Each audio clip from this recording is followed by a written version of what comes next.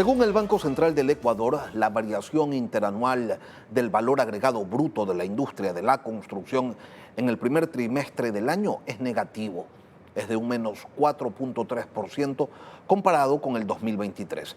¿Cuáles son las razones y qué alternativas se plantean para salir de la crisis? Bueno, pues lo vamos a analizar con el ingeniero Leopoldo Ocampo, presidente de la Cámara de la Industria y Construcción. Ingeniero, buenos días, bienvenido a Contacto Directo. Lenin, muy buenos días y gracias porque Ecoavisa sea un canal que también dé la oportunidad que los técnicos demos nuestra opinión. Primero quisiera, ingeniero, que nos relate cuál es la situación del sector de la construcción. ¿Ustedes también están en recesión como la economía? Por supuesto, Lenin, a raíz del año 2015 empezó una recesión del sector de la construcción y ha ido paulatinamente en decadencia. Fíjese usted, nosotros hace 10 años éramos los mayores generadores de fuentes de empleo, a esa gente no escolarizada, a la gente que apenas ha terminado su ciclo básico, a esa masivamente albergábamos y éramos generadores de alrededor de 550,000 fuentes de empleo.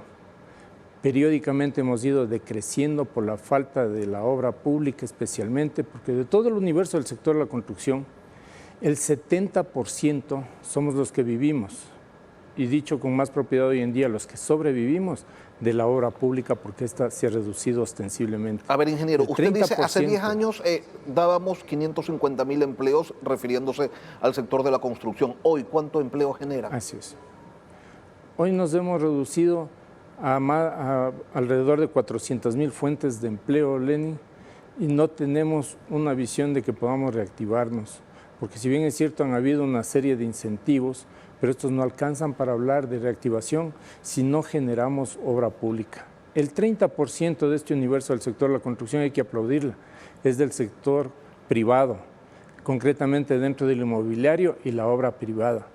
Esta sigue apostándole al país, desgraciadamente es apenas del 30%. El gran universo, la que genera un encadenamiento económico, la que masivamente genera las fuentes de empleo, es la obra pública.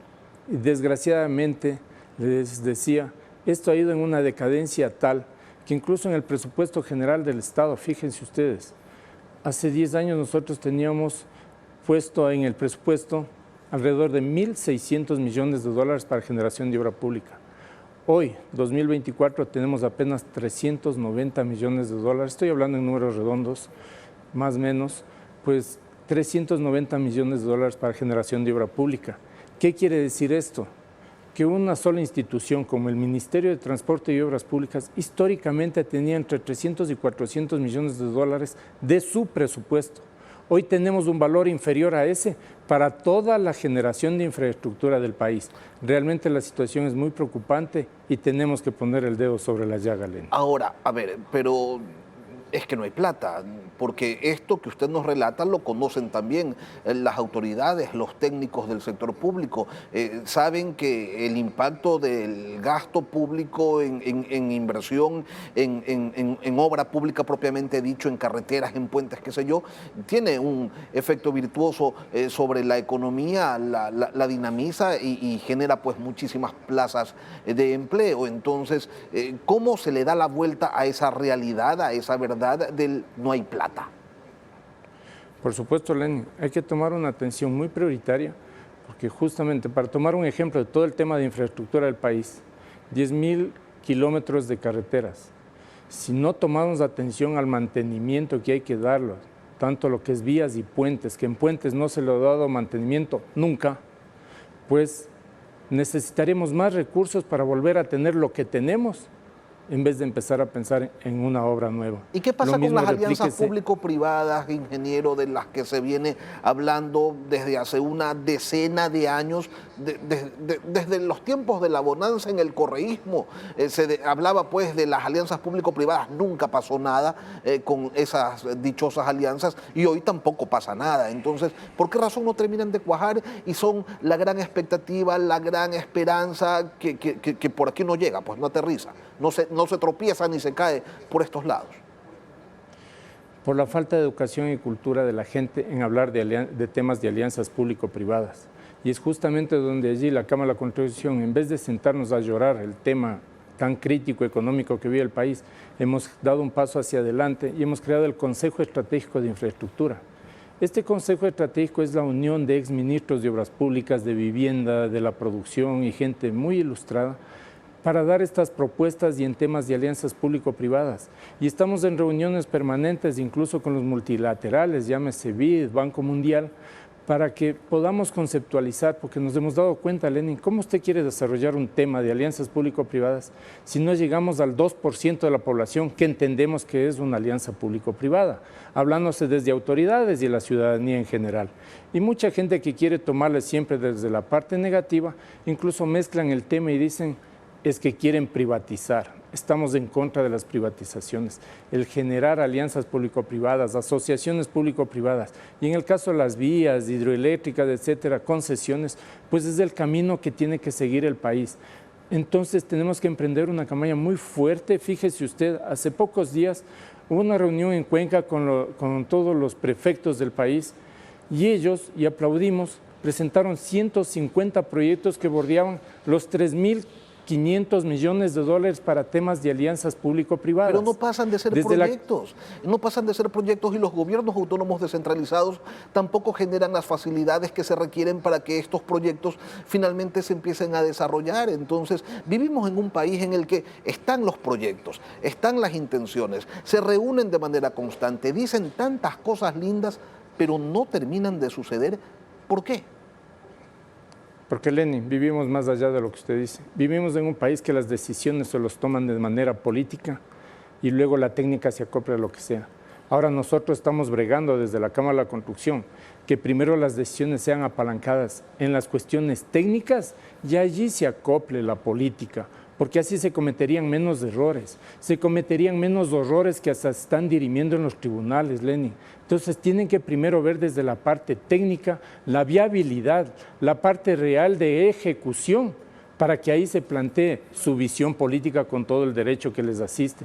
El problema es al revés, que primero son ofrecimientos de momento y el país ha caído de tumbo en tumbo en compromisos y políticas del político de turno. Nosotros estamos planteando que ya empecemos a hablar de políticas de Estado. Fíjese usted, Perú, con todos los problemas de cambios incluso de gobierno cada 6 meses, tienen unas políticas de Estado tan definidas que venga quien venga y de la camiseta que venga puesta, pues tiene el camino trazado y tiene que venir por obligación a seguir ese camino. Se llaman políticas de Estado. Hablando del tumbo en tumbo, pues allí entra también el tema de la vivienda. Hay un déficit habitacional de 600.000 casas aquí en el país y cada año crece en 80.000 viviendas más de déficit. ¿Por qué no hay más créditos hipotecarios en el país? ¿Se trata únicamente de un tema comercial en donde la banca se concentra en los créditos de consumo porque estos tienen tasas de interés de hasta un 18%, mientras que los hipotecarios llegan solo al 11% y entonces la banca presta más donde gana más? ¿Es solamente eso? No solo eso, Lenin. Hemos caído en un círculo vicioso. Si usted no genera fuente de estabilidad en una fuente de empleo, ¿cómo usted pide a la ciudadanía que se endeude a mediano y largo plazo? A 5, 10, 15, 20, 25 años, que son los créditos para vivienda, si usted no tiene seguridad de aquí a un año si va a tener estabilidad en su trabajo. Entonces tenemos que generar lo uno para desarrollar lo otro. Entonces a eso me refiero con que hemos caído en un círculo vicioso y obviamente se han reducido muchísimo. Históricamente, hablando de la banca estatal, del BIES, tenían un promedio de más o menos al mes de unos 800 créditos tributarios que se entregaban, ¿no? Hoy igual esto ha caído a 600, hipotecarios, perdón. Hemos caído a 600 en un promedio mensuales.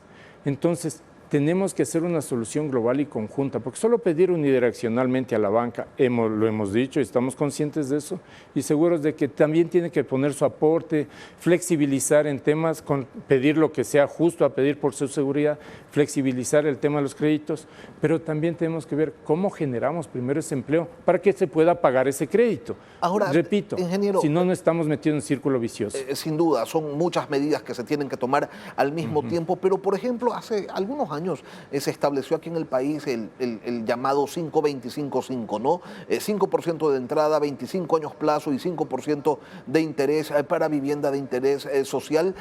¿Qué pasó con eso? ¿Desapareció? No, no ha desaparecido. Pero ya no se lo justamente oferta. esto. Exactamente.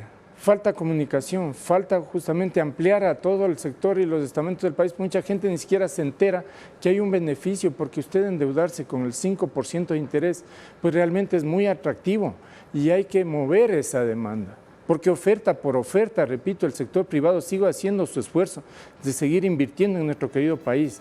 Pero hay que motivar a esa demanda, para motivar a que la gente se endeude. ¿Cómo generamos, por ejemplo, que hay muchos, miles de ciudadanos que necesitan su vivienda de clase baja, como es la vivienda BIS, la vivienda de interés social? Pero ¿cómo usted quiere que un constructor desarrolle vivienda de interés social si los terrenos son caros? Entonces es ilógico pensar que alguien va a invertir en un terreno caro para hacer vivienda barata.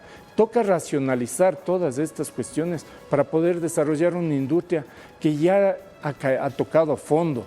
Ya no es justo que se lo tome muy a la ligera. Creo que es obligación, porque es la industria, todas importantes, pero a diferencia que en el mundo el parámetro para medir el desarrollo de los países es la evolución de la industria de la construcción. Entonces se tiene que tomar. ¿Por qué es prioritaria esta por encima de todas las industrias importantes? Porque todas necesitan un periodo de maduración. La industria de la construcción lo hace de manera inmediata la reactivación del país. Entonces se tiene que invertir ya en un sector productivo y especialmente en el tema de la obra pública, porque esta es la que realmente masifica y genera empleo, la que realmente mueve la economía del país, la que todos en su conjunto pagamos impuestos. Ingeniero. Es decir, ¿quiénes ganamos? Todos. Y eso es lo que se aspira, lo que se espera.